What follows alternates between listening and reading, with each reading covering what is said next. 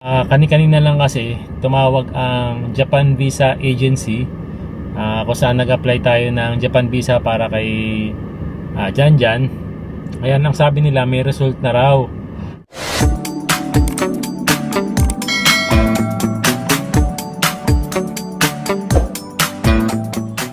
Good morning! Morning! Ayan, may lakad kami, kasama ko si Mama sa si Janjan. Kasi na-imbitahan tayo nila Tita Mona. Magsalo-salo lang, no? Kasama yung mga kaibigan nila Auntie sa kanila ni Ate Mona. Nagkayaan lang sa Pampanga at kakain daw sa Grumpy Joe. So nandito na kami sa meetup location. Kami na yung nauna rito. Mag-aantay na lang kami sa kanila.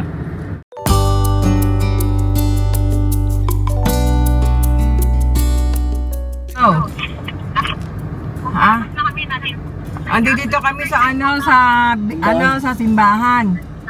Ayan, papunta na yung mga kasama natin, tapos alis na rin tayo. Tabi mo muna. Ayan, nandyan na yung mga kasama natin, pati yung van na sasakyan nila.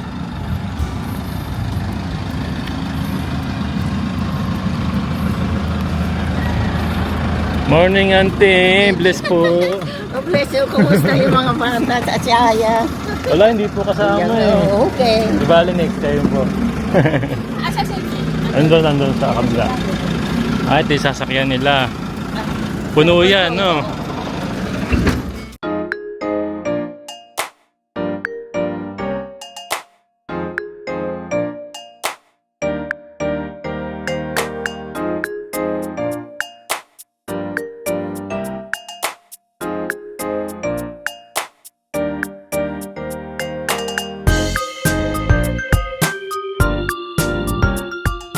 Ito na kami sa Grumpy Joe. So dito raw balak kumain ng tanghalian.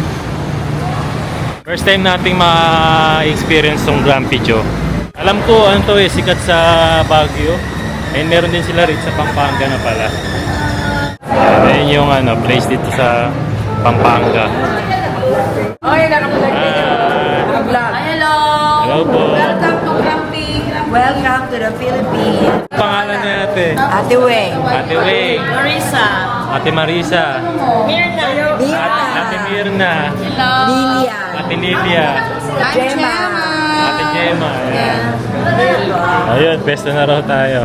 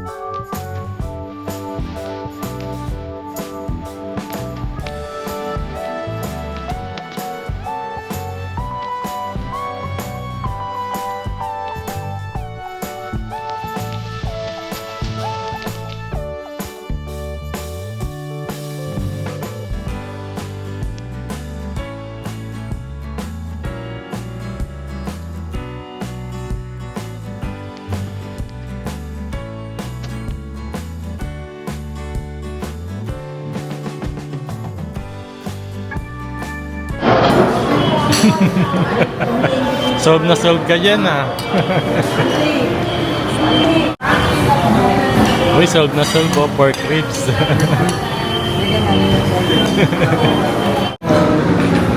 Yan, meron din tayong pizza dito.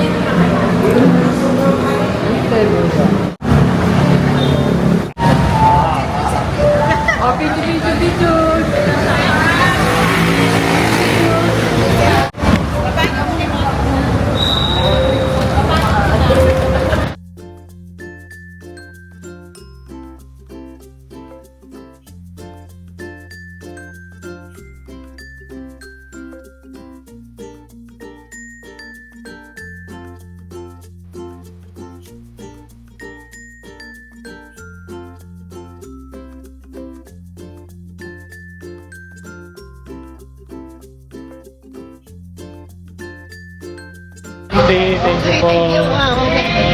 Sabi ko, ano kami, papadala ko kay Aya. Love na love niya talaga si Aya. Ay, magkamama ko. Pinag-iitin mo. Ingat po kayo ha, ingat po.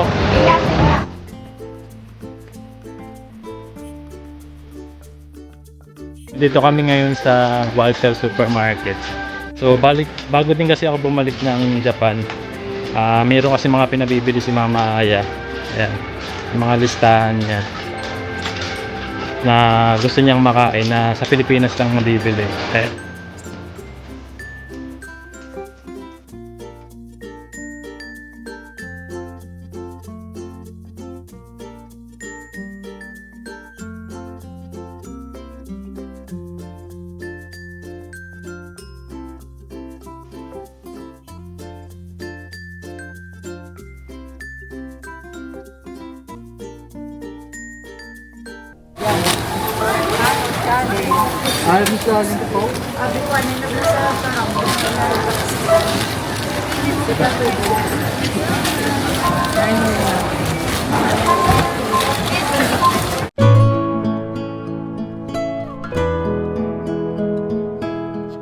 Ayan, so di bali nandito na nga po pala kami sa bahay.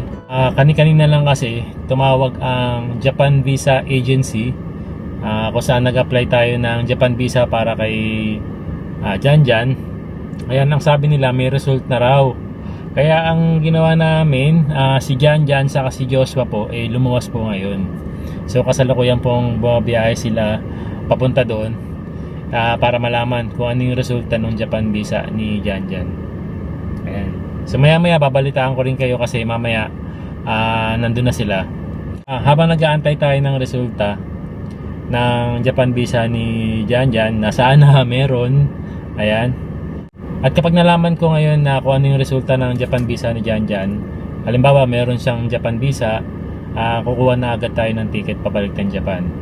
And kapag wala naman po, kailangan ko na rin kumuha ng ticket pabalik ng Japan. Pero ako na lang kasi kung hindi siya mabibigyan, hindi siya makakasama doon. Think positive lang, sigurado meron yan. Kaya si Joshua sa si Janjan po yung lumuwas para i-check yung resulta. Mamaya kasi may pupuntahan ako, may importanteng lakad lang ako. So habang magpapahinga tayo, sagutin lang natin yung mga hindi natin nasasagot ulit na mga comments nyo. Nakain ko na to kasi isa to sa mga maraming comments na natatanggap natin about kila Mama Aya, Yuna Chang, saka kay Kuya EG. Ayan. Comment ni Emilia Tagan 5356. Nakakamiss na yung dalawang bata at si Mama Aya. Quick update naman po sa kanila dun sa Japan. Ayan. Hindi man nahalata sa akin pero sobrang miss ko na rin yung mag-iina ko dahil nga siyempre hindi naman ako sanay na wala sila sa tabi ko. Pero dahil nga may kailangan akong asikasuhin dito and para din naman sa kanila yon. Ayun, kailangan ko magtiis, kailangan nating huwag masyado maging emosyonal. So yun, miss ko na rin sila. And yung update po para sa kanila is yun, okay naman sila doon. And pumapasok na yung mga bata po pala simula nung September 2. Ayan, tama, September 2, Monday. Pumapasok na po. Tapos balik school na po sila kasi tapos na po yung summer vacation doon. Tapos si Mama Aya naman nagtatrabaho din. Katulad dito sa Pilipinas, mainit din sa Japan, sobrang init po. Very soon naman pauwi na rin naman ako ng Japan. Kaya konting araw na lang, konting tiis na lang. Dahil malalaman na rin naman natin yung resulta ng ni Janjan ngayon, yung Japan Visa. Very soon, wala nang 1 week, pauwi na po ako ng Japan. Ayan. Tanong ni Akiko Matsui, hindi po ba apektado ng bagyo ang lugar nyo? Ingat po kayo lahat dyan. God bless po sa family nyo. Ate Aki, dito po sa lugar namin, hindi naman siya talaga inabot ng sobrang lakas ng bagyo. Pero paulan-ulan po. Tuwing hapon, dito sa Malolos, umuulan tuwing hapon, tapos biglang hihinto, tapos uulan. Medyo okashi, kumbaga. Normal naman sa Pilipinas na ganun, yung parang biglang uulan ng malakas, tapos hihinto. Tapos sa araw, di ba? Lalo na ngayong August. Salamat, Ate Aki. Ang sabi ni Monica Munoz 1989, hello po, nasa na po si tito nyo, tatay ni Josh, every time po kasi na umuwi kay sa driver nyo na siya driver nyo, parang tricycle, keep safe po. Yes po, si Tito Jojo po, yung tatay po nila Diyos, nasa probinsya po nila ngayon at may inaasikaso rin po. Ayun. Sabi naman ni Feline 8885, parang wala nang renovate sa bahay ng ate mo, gaya ng sabi mo noon. Ayan. Actually, wala na akong dapat i-explain po sa inyo. Basta sinabi ko yun po ang totoo. Kung gusto nyo ng katibayan, hindi ko na kailangan gawin yun dahil alam ko sa sarili ko na totoo yung sinasabi ko na may renovation dun sa loob ng bahay. No? Wag na po kayong umiyak kasi wala namang pong mangyayari sa mga pag-iisip nyo na hindi maganda. Kaya ayun, God bless na lang po sa inyo. No? Ayaw nang patulan yung mga ganyan na parang naghahanap lang po ng gulo at away talaga. God bless po and keep safe. Ayan, get well soon na rin po. Ayan. Tanong naman ni Gibog, ayan, wala po bang trabaho si Joshua? Ayan, siguro napapansin nyo kasi lagi kong madalas natin kasama, di ba, pag yan di-charge sa Pilipinas. Ayan, actually, meron naman po trabaho si Josh. Isa po siyang freelancer. Nagbebenta po sila ng mga lupa dito sa Bulacan. Yun yung trabaho nila. And kung gusto nyo bumili ng mga malalaking lupa dito sa Bulacan, ayan, kontakin nyo lang po kami. Tutulungan namin kayong makabili ng lote or lupa dito sa Bulacan. Ayan. Sila Joshua po ang mga gumagawa nun. Nagbebenta po sila ng mga lupa. Ayan, Ed Channel 7847. Ako yung nakita mo sa JNT, idol. Pogi mo pala sa personal. Naiya ako magpa-picture sa'yo. Hoy, sayang. Kung gusto mo sana magpa-picture, sana. Ako din gusto ko sana magpa-picture kasi siyempre isa kayo sa mga nanonood. No? Parang gusto ko meron tayo remembrance. Ayan. Kaya lang naiiya po pala kayo nung time na nun. Anyway, malayo, next time makakita ulit tayo. And yung sinasabi yung pogi po sa personal, ayun, salamat po. And minsan lang naman may magsabi sa akin yan, kaya maraming salamat po. Ayun, sabi ni Josefa Cruz, why are you bringing your cousin Janjan to Japan instead of your own brother? Ayan, magandang question po yan. And yun na nga po, si Janjan po kasi actually hindi pa nga siya nakakapunta ron sa Japan. Kaya naman naisip ko na papuntahin ko siya para makabisita siya and ma-enjoy din niya, ma-experience din niya. Sobrang dami na rin nagawa ni Janjan para sa amin, para kay Lola. Although Lola din naman niya si Lola, kaya lang malaking tulong din si Janjan para kay Lola. Ayan. Parang binapasalamat lang din kay Janjan. So instead of your own brother, so actually dun po kayo medyo nagkakamali kasi napapunta ko na po yung ilan sa kapatid ko noong last year, katulad nila Jom and Shara. Bago sila kinasal, ayun, napapunta po natin sila sa Japan. Nakapasyal po sila. Ayun, panoorin nyo po, marami po kaming video na kasama sila sa Japan. Mag-enjoy po kayo dun sa video na yun. Tapos si Joshua naman po, napapunta na rin po natin sa Japan. Actually, 1-2 beses na ata siya nakapunta ng Japan. And ayun, sobrang na-enjoy na rin niya yung Japan, na-experience na rin niya. Kaya yun, bakit hindi naman natin pa-experience si Janjan, di ba? Wala namang po masama siguro doon. Ayun. So tanong naman ni Sasa's Diaries, Kuya JP, baka pwede mo i-share mo, nilalagay mo sa face mo at kung may ininom ka like collagen. Ang ganda ng skin mo, mas mukha pang matanda at sura ng asawa ko. Na-stress na rin ang asawa ko kasi mukhang stress na stress ang mukha niya. Actually, ang iniinom ko lang po talaga, kung gusto niyo bumili niyan, available po yan sa October uli. Kasi itong September, nagbenta tayo, naubos po lahat. Naubos po lahat ng ating stock. Kaya October po uli, abangan nyo. Meron po ulit tayong panibagong stock. No? Sabi ni Gerald Delica, hi idol, ako lang kung bakit lagi ka nakakap ngayon. Kamusta yung pinagawa mo na buhok nung last na umuwi ka? Bagay pa naman sa'yo, idol JP. Yung ganong style ng buhok, enjoy your vacation, idol. Ayan, salamat Gerald. Ayun, ibig sabihin na matagal mo na rin napanood about dun sa buhok na ginamit natin. And abangan mo kasi babalik ulit tayo dun. Papakita ko sa inyo yung naging process ulit. Yung magiging process ulit ng pagbabalik natin dun. Lagi ako nakakap kasi kahit may buhok tayo na ginagamit, kahit may buhok tayo, minsan siyempre katulad ng mga natural hair, magulo, walang ayos. So nakakap lang tayo. Ganun yung ibang purpose kasi ng pagkakap. Yung dahil magulo yung buhok natin, nagkakap na lang tayo. Ayan, ito tanong ni Clependo, Kuya JP, di ka ba nalilito mag-drive pag nasa Pinas? Pag ako kasi nag-drive, feeling ko maka-counterflow ako pag sa Japan. Happy birthday Joshua. Ayun, sir, actually magandang tanong yan, no? Nung una ko dito mag-drive sa Pilipinas, actually pala, first time ko mag-drive or first time ko magkaroon ng lisensya sa Japan. So, dahil right hand doon, malilito talaga tayo pagdating natin sa Pilipinas kasi left-handed dito, di ba? Nakakapanibago. Ang ma-advise ko lang talaga, mag-iingat po kasi talagang maninibago tayo dahil nasa right side na tayo dumadaan, nasa left side na nga yung pinapaandar natin. Yun, sobrang nakakalito. Ang mangyayari lang is mag-ingat at kabisaduhin muna uli yung gagamitin mo sa sasakyan bago ka magmaneho ng malayo or mabilis dito sa Pilipinas. Pero kaya naman po natin, basta yun lang, kabisaduhin mo muna uli kasi parang mag-aaral ka uli nang nasa left-handed ka naman. Yun. Siguro isang araw lang, kaya-kaya na, or malapit lang yung pupuntahan mo. Huwag ka na lang muna magmamaneho ng mabilis or malayo kasi delikado, malilito ka talaga.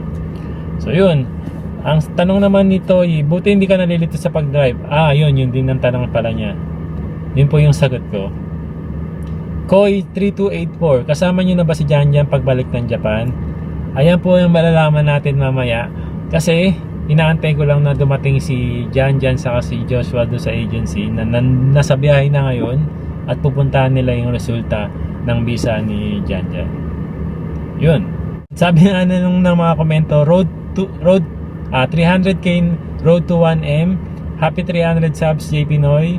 Happy 300 subscribers. Happy 300,000 subscribers po tayo dito sa YouTube channel natin. And kasama ko po kayo sa gusto kong i-congratulate dahil lahat po tayo ang naging dahilan kung bakit tayo may 300,000 subscribers. Kaya maraming salamat po sa ating lahat. And God bless po sa inyo lahat. And salamat po sa pagsuporta nyo dito sa atin sa JP Noy Vlogs. And pagsama nyo sa mga vlogs na ginagawa natin. Ayan. I hope na nag-enjoy pa rin kayo. Ayan, antayin ko lang yung resulta ng Japan visa ni Janjan. Bago matapos yung video na to, i-announce natin. Ayan, so eto na. The moment of truth. Kanina po nagtawag na sa akin or nag-message sa akin sila Joshua na nakuha na nga daw nila yung resulta ng Japan visa ni Janjan. Ayun. So, sad to say, yun po, na-deny po yung Japan application po ni Janjan. Ibig sabihin po, hindi po siya nabigyan ng Japan visa at hindi po muna siya makakapunta ng Japan. And kung anong naging dahilan, so sabi doon, hindi nga daw po dinidisclose ni embassy kung ano yung reason ng deny. At pwede naman siyang mag-apply ulit after 6 months. No? So minalas na naman si Janjan. Ibig sabihin, hindi lang po talaga ito yung unang beses na in-apply ko siya. Pangalawang beses na po to, parehas pong na-deny. So hindi ko rin alam kung anong reason, pero yun, wala tayong magagawa. Nakakalungkot man, pero yun, okay naman. Si Janjan nalungkot, pero okay lang naman kay Janjan kasi last time na-deny din siya. At yun, immune na daw siya. Sayang lang, no? Chance na rin sana na nandito ako sa Pilipinas, may sasabay ko siya papunta ng Japan or pabalik ng Japan. Pero yun, denied po yung kanyang visa. Yun. Dati nung in-apply ko po yung mga kapatid ko, si Joshua sa si Jo Marie, na bigyan po sila ng visa. Ewan ko bakit pagdating kay Janjan, hindi po nabibigyan ng visa. Ay magagawa doon, yun, move on na lang tayo. At least trinay natin, di ba? At